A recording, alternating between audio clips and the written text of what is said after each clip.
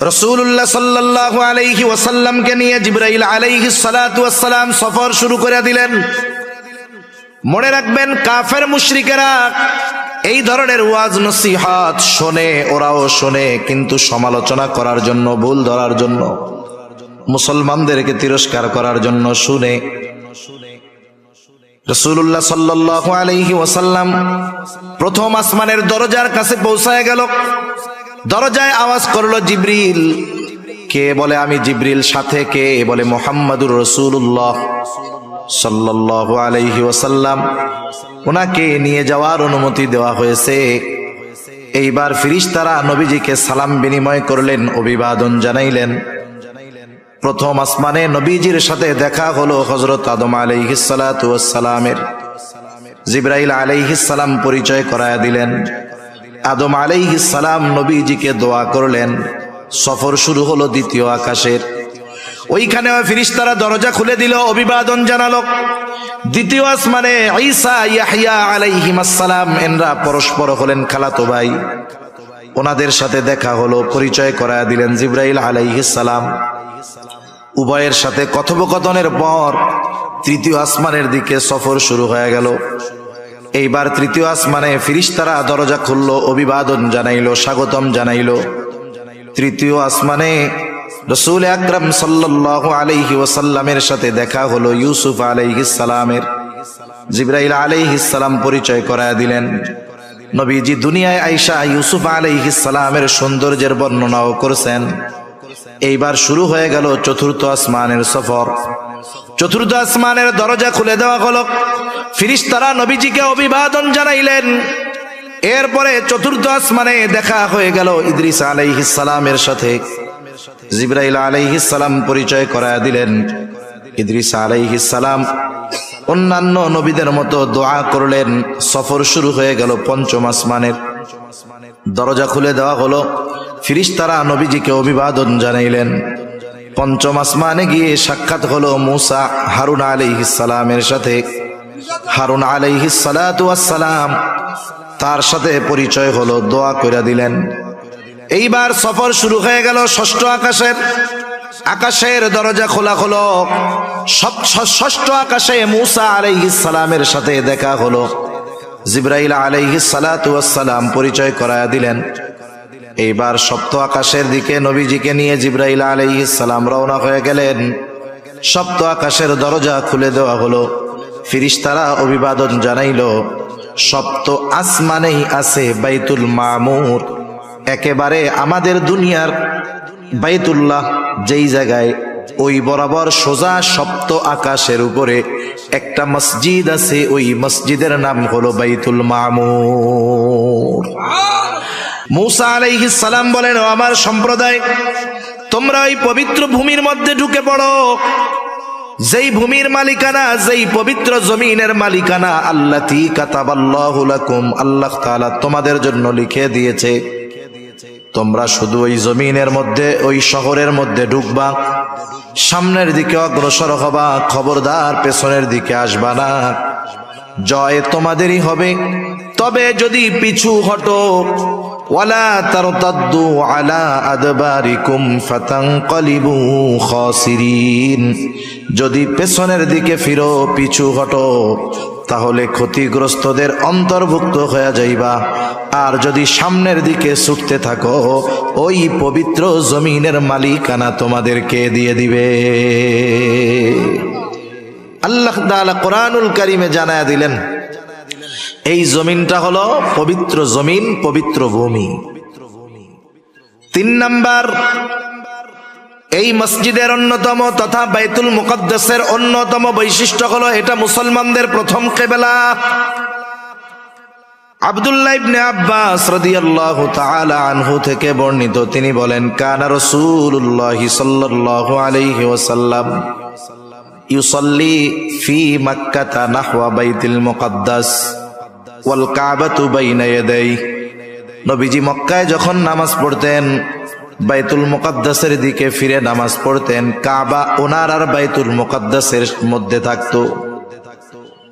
বাইতুল মুকদ্দাস মক্কা থেকে প্রায় ১,৫০০ কিলোমিটার উত্তরে। নবীজি যখন উত্তর দিকে ফিরতেন সামনে কাবা থাকতো, এরপরে বাইতুল মুকাদ্দাস থাকতো। তার মানে নবী দক্ষিণ দিকে দাঁড়িয়ে কাবাকে সামনে নিয়ে উত্তর দিকে মুখ করে দাঁড়াইতেন। বাদামা হাজারা ইলাল মাদিনাতি 16 শাহরা, নবীজি যখন মক্কা থেকে মদিনায় হিজরত করলেন 16 থেকে 16 মাস নবীজি বাইতুল মুকাদ্দাসের দিকে ফিরে নামাজ পড়ছেন। কারণ বাইতুল মুকাদ্দাস উত্তর দিকে, মক্কা থেকে মদিনাও উত্তর দিকে। নবীজি মক্কায় থেকে যখন বাইতুল মুকাদ্দাসের দিকে ফিরতেন কাবাকে সামনে রাখতে পারতেন, কিন্তু মদিনা থেকে যখন বাইতুল মুকাদ্দাসের দিকে ফিরে নামাজ পড়লেন ওই সময় কাবা সামনে নয় বরং পেছনে পড়ে গেল। 16 মাস নবীজি নামাজ পড়ছে। কয় মাস? 16 মাস। নবীজি মদিনায় হিজরত করে যাওয়ার পরে, গরম পানিটা আছে না, একটু পানি দিয়েন, গলা ব্যথাচ্ছে। নবীজি মদিনায় হিজরত করে যাওয়ার পরে মদিনায় ইহুদিদের প্রভাব ছিল, প্রভাব শেষ। নবীজিও বুঝতে পারছে ইহুদিদের প্রভাব প্রতিপত্তি শেষ। নবীজির অন্তরে তো এমনিই আশা যে কাবা যদি মুসলমানদের জন্য কিবলা হইতো কতই না ভালো হইতো। নবীজি একদিন নামাজ পড়তেছেন, নামাজের মধ্যে নবীজির ওই আশাটা অন্তরের মধ্যে অতিমাত্রায় জাগ্রত হলো। নামাজ পড়েন আর আকাশের দিকে নবীজি তাকান, মনের মধ্যে কি চায়, কোন আশা নিয়ে নবীজি আকাশের দিকে তাকায় বলেন তো? দুনিয়ার কেউ জানুক আর না জানুক, বুঝুক আর না বুঝুক, যিনি জানেন যিনি বোঝেন তিনি কে? আল্লাহ রাব্বুল আলামিন বলেন, ক্বাদ নারা তাকাল্লুবা ওয়াজহিকা ফিস সামা। আপনি যে বারবার আকাশের দিকে তাকান, আল্লাহ তাআলা বলেন আমি তো সেইটা দেখি। কেন তাকান তাও আল্লাহ তাআলা জানেন। এই জন্য আল্লাহ রাব্বুল আলামিন বলেন, ফালানুওয়াল্লিয়ান্নাকা কিবলাতান তারদাহা। আল্লাহ রাব্বুল আলামিন বলেন, ফালানুওয়াল্লিয়ান্নাকা কিবলাতান তারদাহা, আমি আপনার কিবলাকে পরিবর্তন করে দিব আপনি যেই দিকটাতে চান ওই দিকে। নবীজি চান, আশা করেন যে আমার মুসলমানদের কিবলা হবে বাইতুল্লাহ। আল্লাহ তাআলা বলেন আপনার কিবলা আমি পরিবর্তন করে দিব যে দিকটা আপনি চান। নামাজ হইছে 2 রাকাত। আল্লাহ তাআলা ফরমান পাঠায়া দিলেন, হাবিব দেরি করার প্রয়োজন নাই, আপনি এখনই ফিরে যান, চেহারাটা ঘুরায় ফেলেন। ফাওয়াল্লি ওয়াজহাকা শাতরাল মসজিদিল হারাম, আপনি আপনার চেহারাটা মসজিদুল হারামের দিকে ঘুরায় নেন। বাকি 2 রাকাত নামাজ নবীজি ওই জায়গায় পড়লেন। 2 রাকাত হলো বাইতুল মুকাদ্দাসের দিকে, 2 রাকাত হলো বাইতুল্লাহর দিকে, কাবার দিকে। যেই জায়গায় পড়ছেন এই ঘটনাটা নবীজির সাথে ঘটছে, ওই জায়গাটায় এখন একটা মসজিদ, নাম হলো মসজিদু কিবলাতাইন। আস্তে আস্তে খবর ছড়ায় গেছে, এক অঞ্চলে খবর পৌঁছাইছে ফজরের সময় তারা 1 রাকাতে পড়তেছে, রুকুর মধ্যে আরেকজন খবর দিছে, সাথে সাথে ওই বাকি নামাজ তারা ফিরে আর ওই বাইতুল্লাহর দিকে পড়া শুরু করছে। এইখানে একটা মসজিদ হয়েছে মসজিদু কিবলাতাইন। হজ উমরার সফরে যখন যাওয়া হয়, যারা গিয়েছেন ঐতিহাসিক স্থাপনাগুলো যখন দেখাইতে নিয়ে যায়, এই জায়গাটাতেও নেওয়া হয়। এখন তো কাবার দিকে ফিরা মেহরাব, কিন্তু বের হওয়ার সময় যখন দরজার উপরের দিকে তাকাইলে দেখা যায় জায়নামাজের মতো একটা চিহ্ন দেওয়া আছে, বোঝানোর জন্য যে আগে কিবলাটা এদিকে ছিল। তাহলে এই বাইতুল মুকাদ্দাস মসজিদুল আকসা এর সাথে আমার আপনার নবীজির কমপক্ষে 16 মাসের ইবাদতের সম্পর্ক রয়েছে। এটার সাথে আমাদের ইবাদতের সম্পর্ক। এটা হলো পৃথিবীর 2য় মসজিদ। আবু যার গিফারি রাদিয়াল্লাহু তাআলা আনহু নবীজি সাল্লাল্লাহু আলাইহি ওয়াসাল্লামকে জিজ্ঞাসা করতেছেন, আইয়ু মসজিদিন উযিয়া ফিল আরদি আউওয়ালা, পৃথিবীর সর্বপ্রথম মসজিদ কোনটা? নবীজি বলেন, আল মসজিদুল হারাম। মসজিদুল হারাম হলো পৃথিবীর প্রথম মসজিদ। আল্লাহ তাআলাও বলেন, ইন্না আউওয়ালা বাইতিন মুদিআ লিন-নাস লাল্লাযী বিবাক্কাতা মুবারাকান ওয়া হুদাল লিল আলামিন। মানুষের জন্য এই পৃথিবীতে প্রথম ঘর যেটা বানানো হয়েছে মক্কায় অবস্থিত। দুইটা বিষয় হতে পারে, মুফাসসিরিনে কেরাম বলেন, একটা হলো মানুষের ঘর হোক আর ইবাদতের ঘর হোক, এই ঘরই প্রথম ঘর, এর আগে কোনো ঘর দুনিয়াতে ছিল না। দুই নাম্বার হতে পারে মানুষের ঘর হয়তো আগেই হয়েছে, কিন্তু এটা দুনিয়ায় ইবাদতের প্রথম ঘর, প্রথম মসজিদ। তাহলে পৃথিবীর প্রথম মসজিদ হলো মসজিদুল হারাম। এরপরে তিনি প্রশ্ন করিতেছেন, সুম্মা আইয়ুন, এরপরে কোনটা? নবীজি প্রশ্নের জবাবে বললেন, আল মসজিদুল আকসা, মসজিদুল আকসা। কাম কানা বাইনাহুমা, এই দুইটার মাঝে ব্যবধান কত বছরের? নবীজি বললেন, আরবাউনা সানা, এই দুইটার মধ্যে ব্যবধান হলো 40 বছরের। 40 বছরের ব্যবধানে এই দুইটা মসজিদ হইছে। এটা পৃথিবীর দ্বিতীয় মসজিদ। এই মসজিদের অন্যতম ফজিলত কি? পৃথিবীর 3টা মসজিদ ছাড়া পৃথিবীর অন্য কোন মসজিদ বরকত মনে করে সফর করে দেখতে যাওয়ার সুযোগ নাই। সেটা 60 গম্বুজ হোক আর 206 গম্বুজ হোক।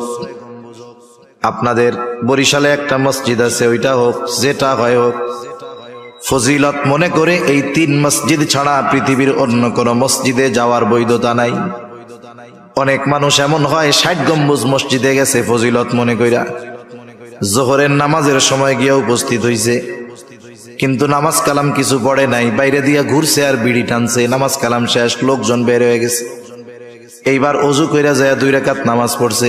একজন জিজ্ঞাসা করে, কিসের নামাজ পড়লি? এদিকে এসে পড়লে ফজিলত আছে, এই জন্য পড়ছি। এই ফজিলত মনে করে নামাজ পড়লে সওয়াব হবে না উল্টা গুনাহ হবে? কোন?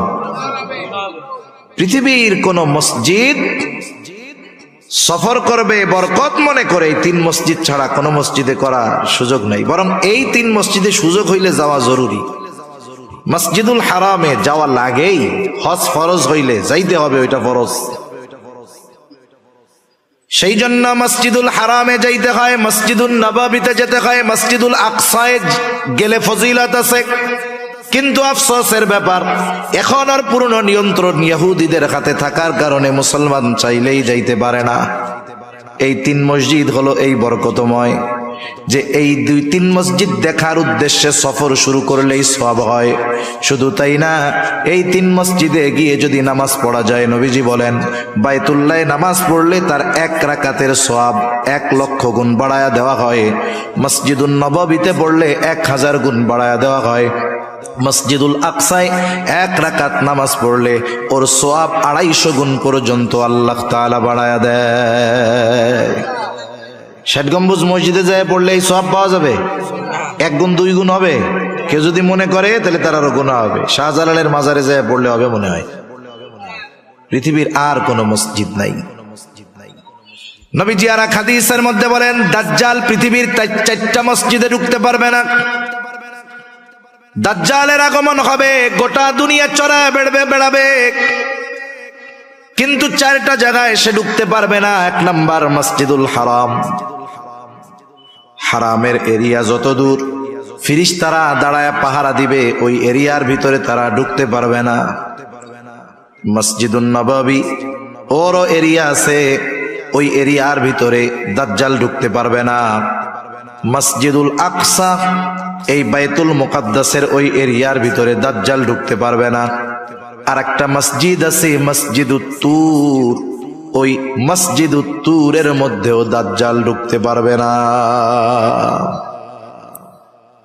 এই মসজিদের অন্যতম আর একটা বৈশিষ্ট্য হলো পৃথিবীর একমাত্র মসজিদ যেই জায়গায় আল্লাহ রাব্বুল আলামিন পৃথিবীর শুরু থেকে নিয়ে একেবারে আমার আপনার নবী পর্যন্ত সব নবীকে আল্লাহ তাআলা একত্রিত করেছেন।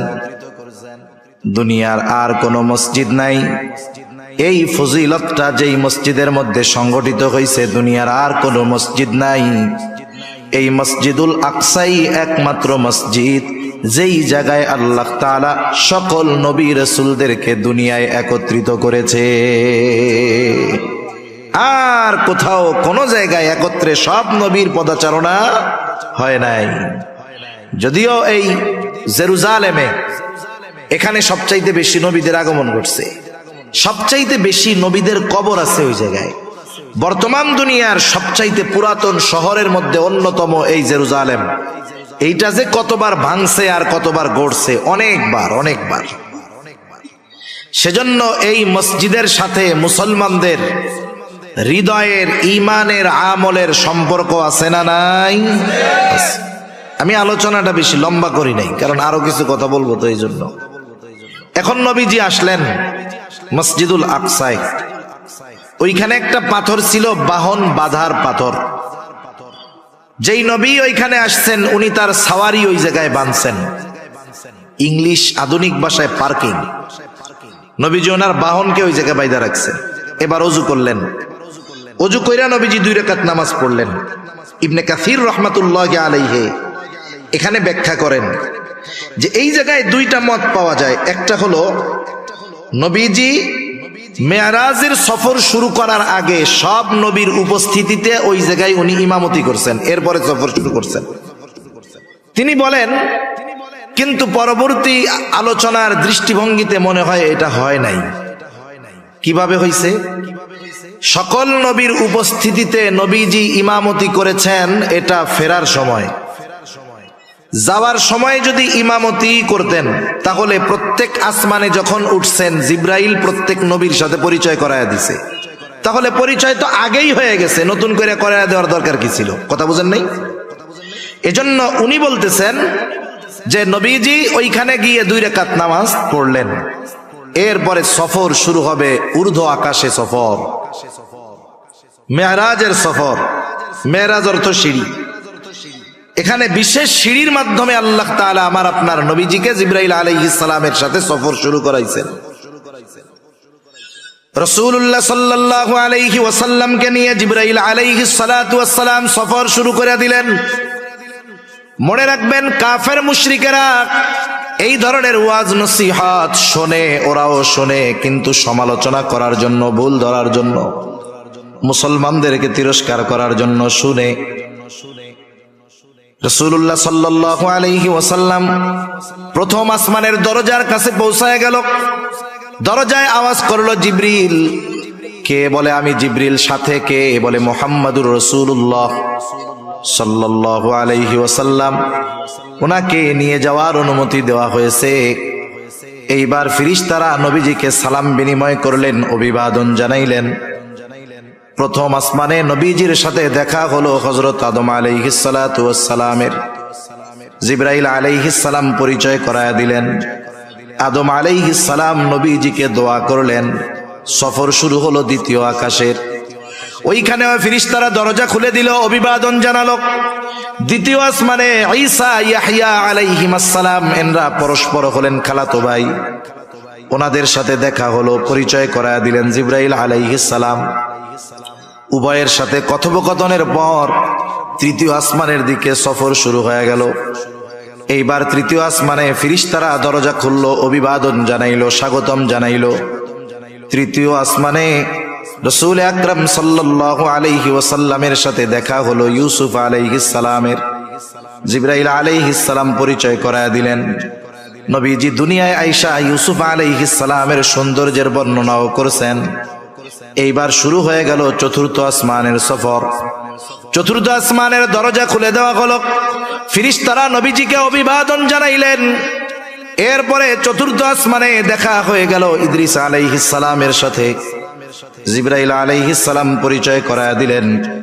ইদ্রিস আলাইহিস সালাম অন্যান্য নবীদের মতো দোয়া করলেন। সফর শুরু হয়ে গেল পঞ্চম আসমানের। দরজা খুলে দেওয়া হলো, ফেরেশতারা নবীজিকে অভিবাদন জানাইলেন। পঞ্চম আসমানে গিয়ে সাক্ষাৎ হলো মুসা হারুন আলাইহিস সালামের সাথে। হারুন আলাইহিস সালাতু ওয়াস সালাম তার সাথে পরিচয় হলো, দোয়া কইরা দিলেন। এইবার সফর শুরু হয়ে গেল ষষ্ঠ আকাশের। আকাশের দরজা খোলা হলো। ষষ্ঠ আকাশে মূসা আলাইহিস সালামের সাথে দেখা হলো। জিবরাইল আলাইহিস সালাতু ওয়াস সালাম পরিচয় করায়া দিলেন। এইবার সপ্ত আকাশের দিকে নবীজিকে নিয়ে জিবরাইল আলাইহিস সালাম রওনা হয়ে গেলেন। সপ্ত আকাশের দরজা খুলে দেওয়া হলো। ফেরেশতারা অভিবাদন জানাইল। সপ্ত আসমানেই আছে বাইতুল মামুর, একেবারে আমাদের দুনিয়ার বাইতুল্লাহ যেই জায়গায়, ওই বরাবর সোজা সপ্ত আকাশের উপরে একটা মসজিদ আছে। ওই মসজিদের নাম হলো বাইতুল মামুর। ওইখানে ইব্রাহিম আলাইহিস সালাম দেয়ালের সাথে হেলান দিয়া বসে আছেন। ওইখানে ইব্রাহিম আলাইহিস সালামের সাথে রাসূলুল্লাহ সাল্লাল্লাহু আলাইহি ওয়াসাল্লামকে জিবরাইল আলাইহিস সালাম পরিচয় করায় দিলেন। পরিচয় হলো, বাইতুল মামুর হলো। ওইখানে দৈনিক 70,000 ফেরেশতা একবার কইরা তাওয়াফ করার সুযোগ পায়। করছে সাহাবায়ে কেরাম। ফেরেশতার সংখ্যা কত? নবীজি তখন বলছে, শোনো, এই সপ্ত আকাশের উপরে একটা মসজিদ আছে, একেবারে আমাদের এই বাইতুল্লাহর সোজা উপরে। ওইখানের মসজিদটার মধ্যে ফেরেশতারা তাওয়াফ করার জন্য ঢুকে। এইখানে যেমন তাওয়াফ হয়, ওইখানেও তাওয়াফ হয়। ফেরেশতার সংখ্যা কত? বলে যেই 70,000 ফেরেশতা একবার তাওয়াফ করে বের হয়, কিয়ামত পর্যন্ত ওরা আর ওই জায়গায় ঢোকার সুযোগ পাবে না। ফেরেশতা কত বেশি! দুনিয়ায় তো টাকা পয়সা হইলে আপনি মাসে মাসে নাই, সপ্তাহে সপ্তাহে উমরায় যেতে পারবেন। টাকা পয়সা থাকলে প্রতি বছর হজে যাইতে পারবেন। কিন্তু বাইতুল মামুরে যেই ফেরেশতা একবার তাওয়াফ কইরা বের হইছে, তার পুনরায় কিয়ামতের আগে ওইখানে প্রবেশ করার কোনো সুযোগ থাকবে না। এরপরে সফর শুরু হয়ে গেল।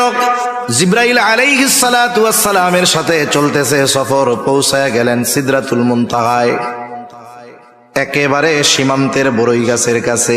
তার মানে এরপরে আর কারো যাওয়ার অনুমতি নাই। জিবরাইল আলাইহিস সালাতু ওয়াস সালাম বলতেছে, ইয়া রাসূলুল্লাহ, এই পর্যন্ত আমার সফর শেষ। ওই জায়গায় জিবরাইল আলাইহিস সালাতু ওয়াস সালামকে তার মূল চেহারায় নবীজি দ্বিতীয়বার দেখছে। প্রথমবার দেখছে দুনিয়ায়, দ্বিতীয়বার দেখা সেরকম ভয় পায় নাই। আগে যদি না দেখতো, প্রথমবার যদি দেখতো ভয় পাওয়া যাইতো। নবীজি বলেন তার 600 ডানা আছে। কয়শো ডানা? 600 ডানা। বলতেছি, ইয়া রাসূলুল্লাহ, এই যে আমার সফর শেষ, আমি আর আপনার সাথে যাইতে পারবো না। ওইখান থেকে বিশেষ ব্যবস্থাপনায় আল্লাহ তাআলা আমার আপনার নবীজিকে নিয়ে গেছেন একেবারে ওনার কাছে। কত কাছে? বলে ফাকানা কাবা কাউসাইনি আও আদনা, এক ধনুক পরিমাণ দূরত্ব অথবা তার চাইতে আরো কম। এত নিকটে আমার আপনার নবীজিকে আল্লাহ তাআলা নিয়ে গেছেন। সুবহানাল্লাহ বলেন। এখন কথোপকথন হইছে। নবীজি ওইখানে গিয়েও উম্মতের কথা বলেন নাই। সর্বশেষ আল্লাহ তাআলার পক্ষ থেকে নবীজিকে 50 ওয়াক্ত নামাজ হাদিয়া দেওয়া হয়েছে উম্মতের জন্য। কয় ওয়াক্ত? 50 ওয়াক্ত। মনে রাখবেন, এই মেরাজ থেকে তথা এই নামাজের হুকুম, নামাজ আল্লাহ তাআলার হাদিয়া। আল্লাহ তাআলা আমার আপনার নবীকে আরশে আজিমে নিয়ে আমাদের জন্য এই নামাজকে হাদিয়া দিছে। সুবহানাল্লাহ বলেন। এজন্য নামাজ হলো এমন একটা ইবাদত, যখন বান্দা নামাজের মধ্যে যায় তখন স্বয়ং আল্লাহ তাআলার সাথে কথোপকথনে লিপ্ত হয়। কিন্তু আফসোসের ব্যাপার, আমরা মেরাজের ঘটনা গল্প শুনতে খুব ভালো লাগে। ইমাম সাহেবরা কয়দিন পরে অস্থির হয়ে যাবে। বাড়ির থেকে মহিলারা শুধু পোলা বান্ডে পাঠাবে, হুজুর মেরাজের রোজা কবে? মেরাজের রোজা কয়টা রাখতে হয়? হুজুর হুজুর ওই মেরাজের নামাজ জানি কোন কোন সূরা দিয়ে পড়তে হয় হুজুর। অথচ মেরাজ যে কয় তারিখে হইছে এর নির্দিষ্ট একটা হাদিস কেউ দেখাতে পারবে না। মূল বিষয়টা হলো মেরাজ থেকে নবীজি কি শিক্ষা নিয়ে আসলেন সেটাকে ধারণ করার দরকার ছিল। আমরা মূলত ওইটার দ্বারের কাছেও নাই। নবীজি আল্লাহ তাআলার হাদিয়া নিয়ে রওনা হলেন। এইবার মূসা আলাইহিস সালাতু ওয়াস সালামের সাথে যাওয়ার সময় সাক্ষাৎ। মূসা আলাইহিস সালাম বলেন, আল্লাহর কাছে গেলেন, কি দিছে আপনার উম্মতের জন্য? বলে 50 ওয়াক্ত নামাজ। বলে আপনি আল্লাহর কাছে গিয়ে দরখাস্ত করেন, আপনার উম্মত এটা পালন করতে পারবে না, আপনি যান। নবীজি গিয়া বললেন, আল্লাহ আমার উম্মতের জন্য কষ্টসাধ্য হয়ে যাবে। বলে দিল 10 কমায়া আল্লাহ। আল্লাহ তাআলা 10 রাকাত কমায়া দিলেন, থাকলো 40। আবার আসছে কি হইছে? কয় 40 ওয়াক্ত। বলে আবার যান। আল্লাহ তাআলার কাছে নবীজি আবার ফরিয়াদ করলেন, কমায়া দেওয়া হলো আরো 10, 30। এইবার কয় কত? কয় 30। বলে আবার যান, পারবে না। নবীজি আবার গেলেন, এইবার কইমা হইল 20। বলে আবার যান, এইবার হইল 10। বলে শুনেন, পারবে না, আপনি আবার যান। এইবার আল্লাহ তাআলা আরো 5 কমায়া দিলেন, বাকি আছে 5। এই 5 নিয়ে ফিরে আসার সময় আবার মুসা আলাইহিস সালামের সাথে দেখা। বলে কি খবর? বলে 5 ওয়াক্ত নামাজ। বলে আপনার আগে আমি আমার উম্মতদেরকে পরিচালনা করেছি, আপনার উম্মত এইটাও পারবে না। নবীজি বলেন আমার যাইতে লজ্জা লাগে। কতজন মনে মনে কবে যে কেন যে নবীজি আবার গেল না, তাহলে খালি জুম্মার নামাজটা থাকলে আর কিছু লাগতো না। কি কন? ওই পাবলিকও আছে, আফসোস করেন না যে কেন নবী গেল না। গেলে হয়তো এবার আল্লাহ তাআলা কইতো যে 1 রাকাত 1 ওয়াক্ত সারাদিনে, আর নাইলে খালি জুম্মা যান। কি মজাটা হইতো। এই ওই জুম্মাটা যদি হইতো দেখতেন, ওইটাও যে পরিমাণ লোক হয় ওইটা তখন আর হইতো না। এটা সত্য কথা। আল্লাহু আকবার। আল্লাহ তাআলা জানায়া দিলেন পয়গম্বর, ওয়াক্ত 5টা ঠিক আছে, কিন্তু আমি আল্লাহ তো দিয়েছিলাম 50। এই জন্য আপনার উম্মত 5 ওয়াক্ত নামাজ পড়বে। যে পড়বে তার এই নামাজের সওয়াব কমপক্ষে 10 গুণ বাড়ায়া 50 ওয়াক্তের সওয়াব দেওয়া হবে। ইবনে কাসির রাহমাতুল্লাহি আলাইহি বলেন, নবীজি যখন ফিরতেছেন, বলেন তো মেহমান আসছে আপনার বাড়িতে, মেহমান আসলে মেহমান যখন চইলা যায়, সুন্নাত হইল মেহমানরা একটু কি কইরা দেওয়া? আগায়া দেওয়া। ইবনে কাসির রাহমাতুল্লাহি আলাইহি বলেন, যখন সব নবীরা নবীজিকে আগায়া দিতে আসছে, ওই সময় সবাই বাইতুল মুকাদ্দাসে একত্রিত হইছে। আল্লাহ তাআলা ওই সময় সবাইকে একত্রিত করছেন। নবীজি আবার 2 রাকাত নামাজ পড়বেন, সবাই দাঁড়ায় আছে। নামাজ পড়াবে কে? জিবরাইল আলাইহিস সালাম নবীজিকে সামনে ঠেলা দিয়া বলল, আপনি আজকে ইমামতি করবেন। সুবহানাল্লাহ। নবীদের ইমাম, ইমামুল আম্বিয়া আমরা বলি, নবীদের নবী বলি। এর দ্বারা আল্লাহ তাআলা আমার আপনার নবীজির শ্রেষ্ঠত্বকে প্রত্যেকটা নবীর উপরে প্রতিষ্ঠিত করেছেন। সুবহানাল্লাহ বলেন। আল্লাহ তাআলাও তো বলছেন যে রূহের জগতে সব নবীদের থেকে আমার আপনার নবীজির নবুয়াতির স্বীকৃতি আল্লাহ তাআলা সব নবীদের থেকে নিয়েছেন। এইবার নবীজি সফর শেষ করে আসছেন। পরের দিন সকালবেলায় উপস্থিত সাহাবায়ে কেরামের কাছে মেরাজের ঘটনা বর্ণনা করতেছেন। মেরাজ হইছে সশরীরে, কোনো সন্দেহ নাই। ব্যাখ্যা বিশ্লেষণ করা যাইতো, কিন্তু সময় সুযোগ কোনোটাই নাই। এইবার নবীজি যখন মেরাজের ঘটনা বলতেছে যে আমাকে রাতের বেলায় মসজিদুল হারাম থেকে মসজিদে আকসায় নেওয়া হইল, ওইখান থেকে সপ্ত আকাশ পাড়ি দিয়ে নামাজ গাদিয়া দিয়ে পাঠানো হইছে। এইবার আবু জেহেল কাফের উতবা সাহেবা শুইনা কয়, পাইছি। আগের যা হোক মানুষ বিশ্বাস করছে, এটা কেউ করবে না। খুঁজতেছে, আবু বকর তো নাই দেখা যায়। হ্যাঁ, তাইলে এই খবর আগে আবু বকরের কাছে গিয়া বলি যে আবু বকর কারে বিশ্বাস করো, উনি তো এরকম এরকম কথা বলছে। ওরা গিয়া আবু বকর রাদিয়াল্লাহু তাআলা আনহুর কাছে বলছে। আবু বকর রাদিয়াল্লাহু তাআলা আনহু বলেন, এ কথা কি আল্লাহর রাসূল নিজ জবানে বলছে? বলে হ্যাঁ। বলে নবীজি যদি বলে থাকে এটা যে সত্য, কোনো সন্দেহ নাই। আশার গুড়ে বালি, ফিরে আসছে, কেমনে ঠেকানো যায়? বলেন তো, আমি যদি কেউরে জিজ্ঞাসা করি যাদের 2-3 তালা মসজিদ আছে, অনেক মুসল্লি 5 ওয়াক্ত নামাজ পড়ে, তারা যদি জিজ্ঞাসা করা হয় বলেন তো আপনার মসজিদের সিঁড়ি কয়টা, সে বলতে পারবে না। দরজা জানালা কয়টা, বলতে পারবে না। নবীজি বাইতুল মুকাদ্দাসে আগে কোনোদিন যায় নাই, গেছে ওইটুক সময়ের জন্য। এইবার কাফেররা চিন্তা করতেছে কেমনে অবিশ্বাস করানো যায়। বাইতুল মুকাদ্দাস যদি যাইয়াই থাকে, অনেকগুলো পলিসি নিছে, এর মধ্যে একটা পলিসি জিজ্ঞাসা করতেছে, বলো বাইতুল মুকাদ্দাসের দরজা কয়টা, জানালা কয়টা, সিঁড়ি কয়টা? নবীজি কি এই জানালা, দরজা, সিঁড়ি এটা গুনতে গেছে নাকি? এখন নবীজি যদি না বলতে পারে, কাফেররা তো সুযোগ পেয়ে গেছে যে তাইলে নবী মিথ্যা কথা কইতেছে। জিজ্ঞাসা করেছে যখন, নবীজি চিন্তায় পড়ে গেছেন কি করা যায়। বুখারীর হাদিস।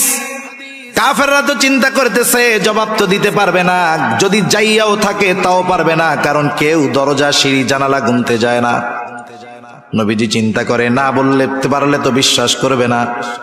এই ঘটনার পরে কিন্তু অনেক ইমানদারের ঈমান নড়বড়ে হয়ে গিয়েছিল।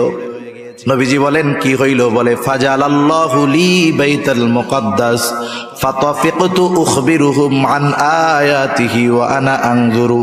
যখন আমি চিন্তা করতেছি কি হবে, আল্লাহ তাআলা গোটা বাইতুল মুকাদ্দাস আমার সামনে এনে উপস্থিত করলেন, আর আমি প্রত্যেকটা বিষয় গুনে গুনে কাফেরদের প্রত্যেকটা প্রশ্নের জবাব আমি দিয়ে দিলাম। সেজন্য সম্মানিত শুধু আলোচনা আর নয়, সর্বশেষ বিষয় হলো নবীজি সাল্লাল্লাহু আলাইহি ওয়াসাল্লামের মেরাজের শিক্ষা, মেরাজের হাদিয়া নামাজ। এটা আমাদেরকে যথাযথভাবে নিজের জীবনের সাথে ফিট করতে হবে। 2 নম্বর বিষয়, এই মসজিদুল আকসা বাইতুল মুকাদ্দাস, যেটার সাথে মুসলমান